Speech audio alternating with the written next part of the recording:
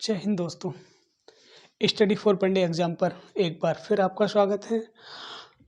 ये हमारी बायोलॉजी की सेकंड क्लास है। इससे पहले हमने एक क्लास और डाली है, उसमें हमने बायोलॉजी के ओनली इंट्रोडक्शन के बारे में बताया था कि बायोलॉजी क्या होती है और इसकी कौन कौन सी शाखाएं होती हैं। हमने बताया था उसमें बायोलॉजी की दो शाखाएं होती हैं, एक हमारा जूलॉजी, एक होता है हमारा बॉटनी। फॉर उस क्लास में हमने ये भी बताया था कि सबसे पहले बायोलॉजी शब्द का प्रयोग किसने किया था और फादर ऑफ बायोलॉजी किसे कहा जाता है। फिर हमने बताया था फादर ऑफ जूलॉजी किसे कहा जाता है और बताया था कि फादर ऑफ बॉटनी किसे कहा जाता है। आज हमारा उसी क्रम की ये सेकंड क्लास है और इसमें हम आज जानने की कोशिश करेंगे कि कोशिका क्या होती है और कोशिका के बारे में। तो कोशिका वह छोटी से छोटी इकाई होती है। कोशिका किसी भी जीव की वह छोटी से छोटी इकाई होती है और इसके अध्ययन की अगर बात की जाए तो इसके अध्ययन को साइटोलॉजी कहते हैं। जैसे अगर कहीं पूछ लिया जाए कि विज्ञान की वह शाखा जिसके अंतर्गत कोशिका का अध्ययन किया जाता है उसको साइटोलॉजी कहते हैं, या फिर कह सकते हैं बायोलॉजी विज्ञान की वह शाखा जिसके अंतर्गत कोशिका का अध्ययन किया जाता है उसको साइटोलॉजी कहते हैं।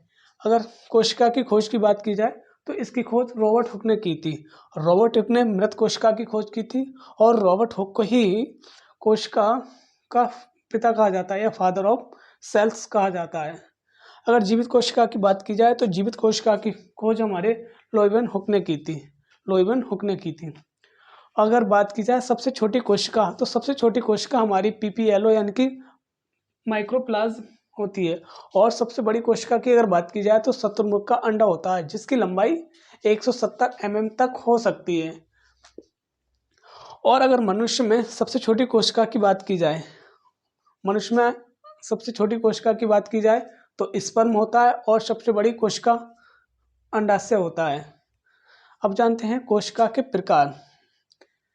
इससे पहले हमारी एक वीडियो और आ चुकी है बायोलॉजी की, उस वीडियो को जा करके देखें। उसमें हमने बताया था सिर्फ इंट्रोडक्शन बायोलॉजी के बारे में और ये हमारी उसी क्रम की सेकंड वीडियो है। अब देखते हैं कोशिका के प्रकार।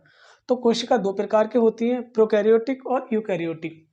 प्रोकैरियोटिक जो सेल्स होती हैं उसमें न्यूक्लियर मेम्ब्रेन नहीं पाया जाता है। न्यूक्लियर मेम्ब्रेन क्या होती है, जो एक सेल होती है, सेल के अंदर न्यूक्लियर होता है तो न्यूक्लियर के जो चारों ओर न्यूक्लियर को घेरने वाली एक लेयर होती है उसको ही न्यूक्लियर मेम्ब्रेन कहते हैं, जिसके अंतर्गत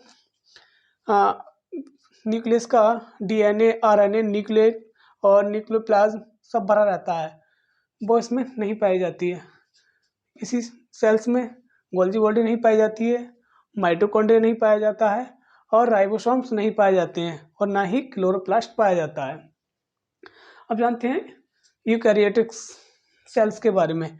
तो यूकैरियोटिक सेल्स में न्यूक्लियस पाया जाता है, माइटोकॉन्ड्रिया पाई जाती है, गोल्गी बॉडी पाई जाती है, क्लोरोप्लास्ट पाया जाता है, लाइसोसोम पाए जाते हैं और क्लोरोप्लास्ट है, राइबोसोम्स हैं, ये सारे सब पाए जाते हैं।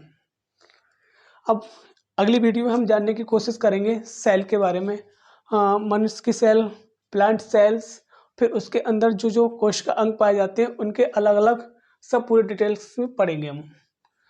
अब देखते हैं, एक बार इसका आप स्क्रीनशॉट ले लो और कुछ और दोबारा देखना है तो एक बार और बता देते हैं आपको। ये इसके अध्ययन को साइटोलॉजी कहते हैं। बहुत ज़्यादा एग्जाम में पूछा जाता है कि कोशिका के अध्ययन को क्या कहते हैं। दूसरा, क्या फादर ऑफ कोशिका किसे कहा जाता है, तो रॉबर्ट हुक को कहा जाता है। तीसरा, कि जीवित कोशिका की खोज किसने की थी, तो लोइवन हुक ने की थी।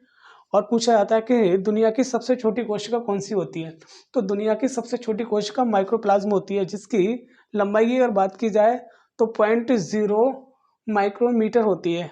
और अगर बात की जाए सबसे बड़ी कोशिका, दुनिया की सबसे बड़ी कोशिका, तो दुनिया की सबसे बड़ी कोशिका हमारा शतुरमुर्ग का अंडा होता है जिसकी लंबाई 170 सेमी होती है। और ऐसे ही अगर ये भी बहुत पूछा जाता है कि मनुष्य में सबसे छोटी कोशिका कौन सी होती है, तो मनुष्य में सबसे छोटी कोशिका स्पर्म होती है और सबसे बड़ी कोशिका अंडाशय होती है।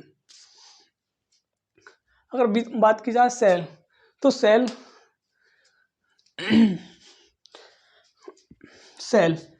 ये हमारी सेल होती है। सेल मिलकर के बनाती है, टिश्यू बनाती है। सेल मिलकर यानी टिश्यू बनाते हैं, टिश्यू मिलकर ऑर्गन्स बनाते हैं, ऑर्गन्स बनाते हैं और ऑर्गन्स मिलकर बॉडी बनाते हैं। ये क्रम होता है।